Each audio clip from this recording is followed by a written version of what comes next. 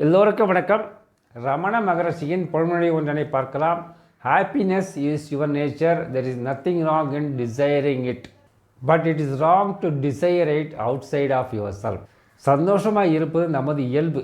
சந்தோஷமாக இருப்பது நமது இயல்பு, நமது இயற்கை நிலை, நமது இறைநிலை.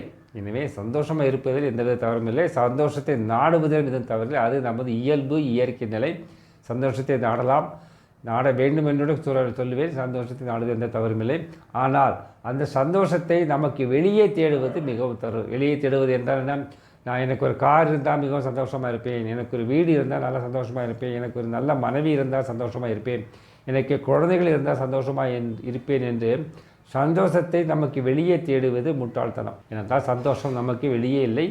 சந்தோஷம் எல்லாமே நமக்கு உள்ளே இருக்கிறது. நாம் நமக்கு வெளியே நடப்பவர்கள் எப்படி எடுத்துக்கொள்கிறோம், அதை எப்படி கையாள்கிறோம், எப்படி நாம் இறைவரை நாடி இருக்கிறோம், எப்படி இறை நம்பிக்கையோடு வாழ்கிறோம் என்பதெல்லாம் பொறுத்து தான் நம்ம சந்தோஷம் அமையவே தவிர நமக்கு வெளியே இருக்கும் பொருட்களாலும் மக்களாலும் நமக்கு சந்தோஷம் அமையாது. ஒரு கார் வாங்கினால் நான் 10 நாட்கள் சந்தோஷமாக காரை ஓட்டி செல்வோம். 10 நாள் கழித்து சந்தோஷம் குறையாக இருக்கும். ஒரு 10 மாதம் கழித்து விட்டால் எந்தவித சந்தோஷமும் இருக்காது. இது நாம் அனைவருக்கும் தெரிந்ததே.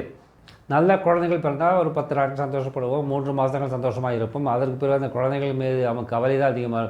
ஐயோ அந்த குழந்தைக்கு உடம்பு சரியில்லையே, எங்கே படிக்க வைப்பேன், எப்படி படிக்க வைப்பேன், அவன் எதிர்காலம் எப்படி இருக்கும் என்று திரும்பவும் கவலையில் ஆழ்ந்து விடுவோம்.